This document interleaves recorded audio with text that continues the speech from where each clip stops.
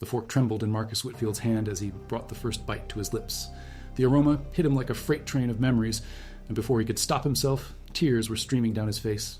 His cook, Elena, stood frozen in the doorway, watching the most powerful man in the city break down over a simple bowl of pasta. Before we continue, if you enjoy heartwarming stories about love, loss, and unexpected connections, make sure to click that subscribe button. This is the best way for you to support our work. Thank you very much, and let's continue. Marcus Whitfield had everything money could buy. At 42, he commanded a business empire worth $8 billion, owned properties across 3 continents, and had his name on buildings that touched the clouds. But wealth couldn't buy back what mattered most. 3 years ago, cancer had stolen his wife Sarah, leaving him alone in a mansion that felt more like a mausoleum than a home. Since Sarah's death, Marcus had become a shadow of himself. He worked 18-hour days, ate takeout at his desk, and avoided the kitchen, where they once cooked together every Sunday morning. The staff knew better than to mention the room where Sarah's herb garden still grew wild behind floor-to-ceiling windows, or the recipe books that gathered dust on marble countertops. Elena Rodriguez arrived on a Tuesday morning in October, her references impeccable and her smile warm despite Marcus's cold interview. At 28, she possessed the rare combination of culinary genius and genuine kindness that made even the most demanding clients feel like family. She had worked for celebrities and politicians, but something about the sadness in Marcus's eyes made her accept this position without hesitation. "I don't need elaborate meals," Marcus had told her during their brief meeting.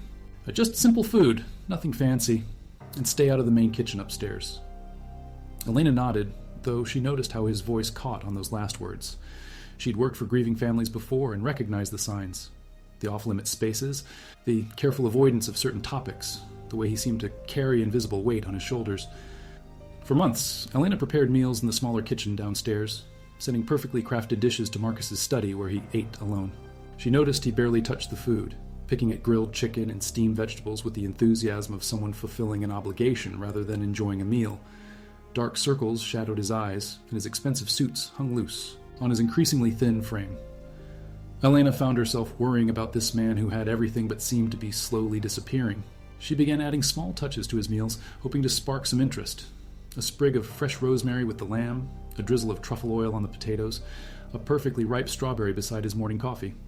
Nothing worked. Marcus ate mechanically, his mind clearly elsewhere. One evening, while organizing the pantry, Elena discovered something that made her heart ache. Hidden behind boxes of imported olive oil, she found a small notebook, its pages yellowed with age and splattered with ingredients.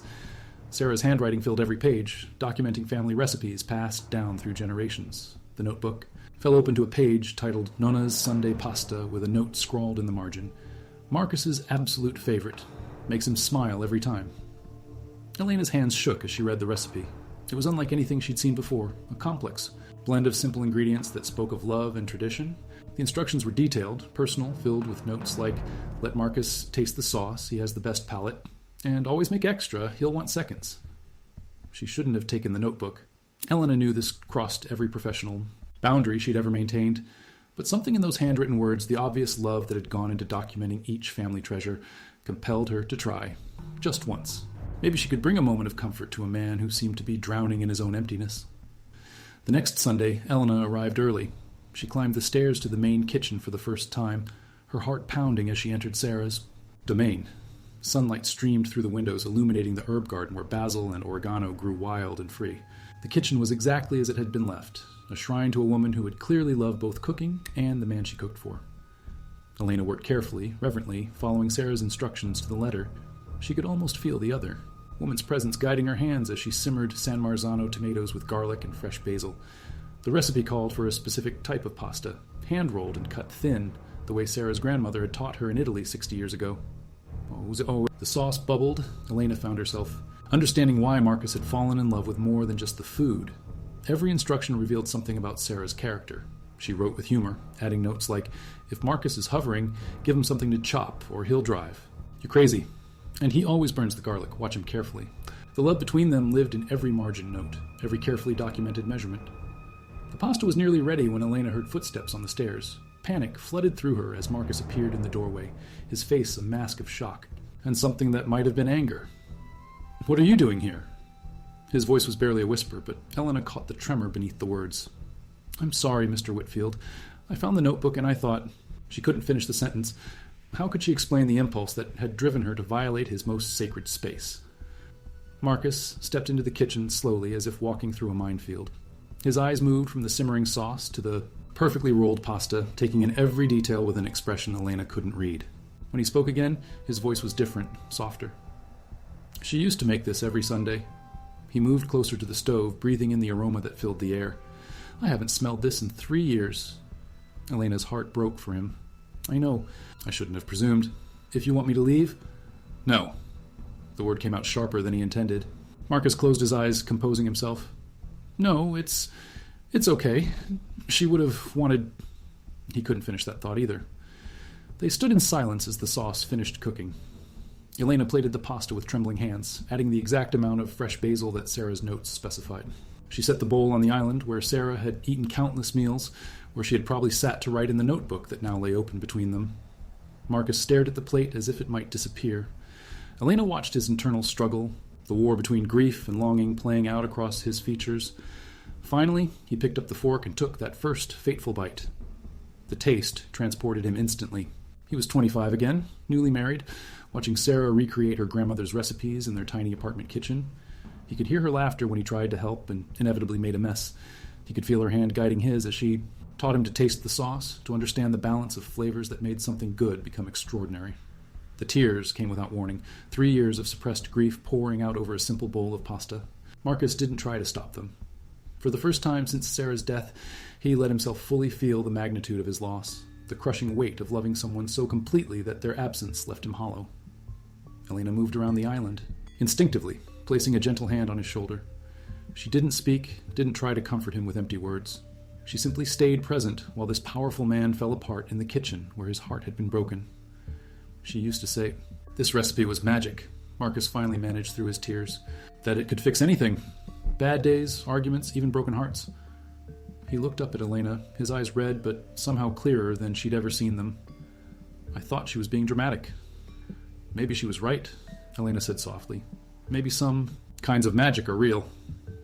Marcus took another bite, savoring flavors that had been absent from his life for far too long.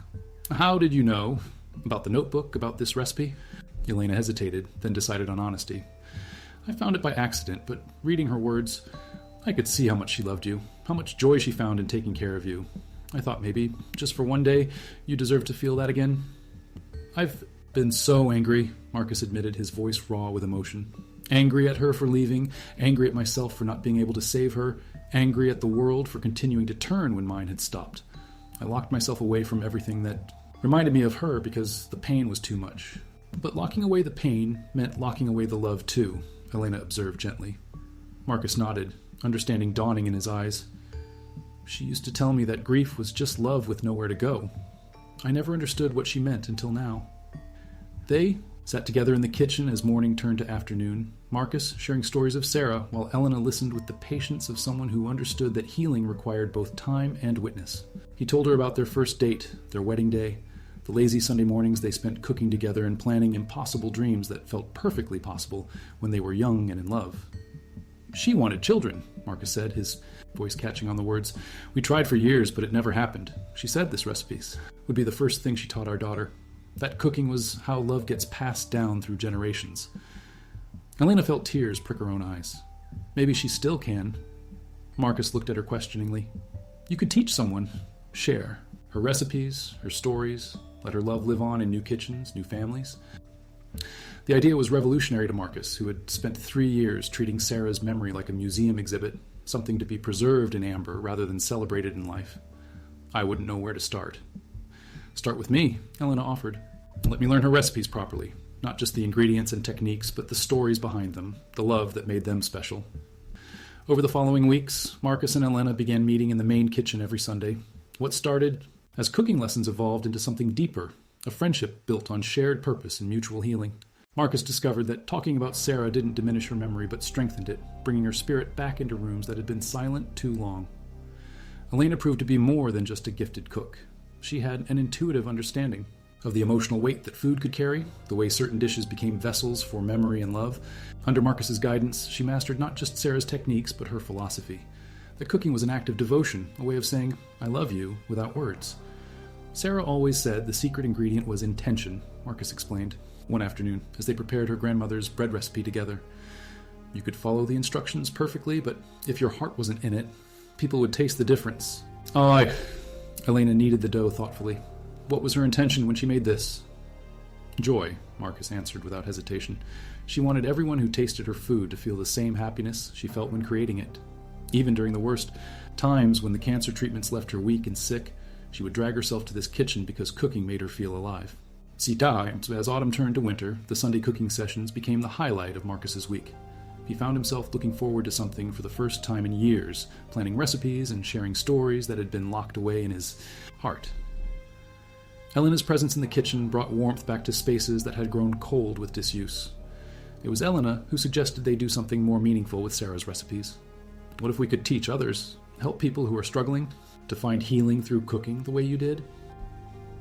The idea sparked something in Marcus. Within months, they had established the Sarah Whitfield Culinary Foundation, dedicated to teaching young people that cooking was about more than technique. It was about creating connection, offering comfort, and expressing love through food. Their first scholarship recipient was Rebecca Martinez, a 19-year-old who had been cooking for her younger siblings since their mother's death. Her application essay moved both Marcus and Elena to tears, as she described using food as her only way to show love when words failed her. Rebecca arrived at the foundation carrying her own pain, but also an intuitive understanding of how food could heal. Under Elena's guidance, she flourished, learning professional techniques while never losing the emotional authenticity that made her cooking special. "You have the gift," Marcus told Rebecca one evening as they watched her teach a younger student, "that rare ability to cook with your whole heart." The foundation grew rapidly, attracting students from across the country who understood that food was about more than sustenance. Each brought their own stories of loss and healing, creating a community bound together by the understanding that cooking could be a form of therapy, of love, of hope. Marcus found his own transformation accelerating. The man who had once eaten mechanically at his desk now hosted dinner parties, where Elena's cooking and his newfound warmth created connections that went far beyond business. His company culture shifted as he began applying the foundation's principles to workplace relationships, understanding that nourishing people's hearts was just as important as feeding their ambitions. 1 year after that first tearful bite of pasta, Marcus and Elena stood in Sarah's kitchen preparing the same dish for a group of foundation students. The room that had once been a shrine to the past had become a workshop for the future, filled with laughter and learning rather than silence and sorrow.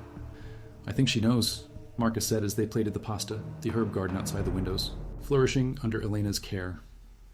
"What makes you say that?" Elena asked, though she had felt the same presence many times. "The oregano," Marcus smiled, pointing to the window. "It only bloomed like that when Sarah tended it. You have magic hands, just like she did."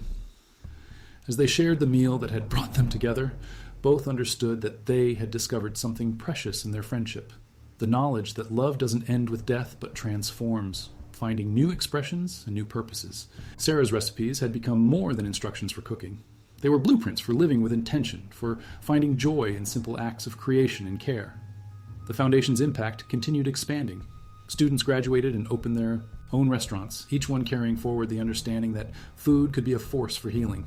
Families learned to cook together again. Communities gathered around shared tables. And in kitchens across the country, people began preparing meals with the same intentional love that Sarah had documented in her notebook years before. Marcus raised his wine glass in a toast to the assembled students. To Sarah, who taught us that the best recipes are the ones that bring people together. Elena clinked her glass against his. And to friendship, which is the secret ingredient that makes everything taste better. Aye. Outside the kitchen windows, Sarah's herb garden swayed in the evening breeze, carrying the scent of basil and rosemary through the house that was finally, truly home again. The foundation's motto, engraved above the entrance to the teaching kitchen, captured the essence of everything they had learned. Cook with your hands, serve with your heart, love without limits. It was more than just words. It was a way of life that honored the past while nurturing the future, ensuring that Sarah's legacy would live on in every meal prepared with intention and shared with love.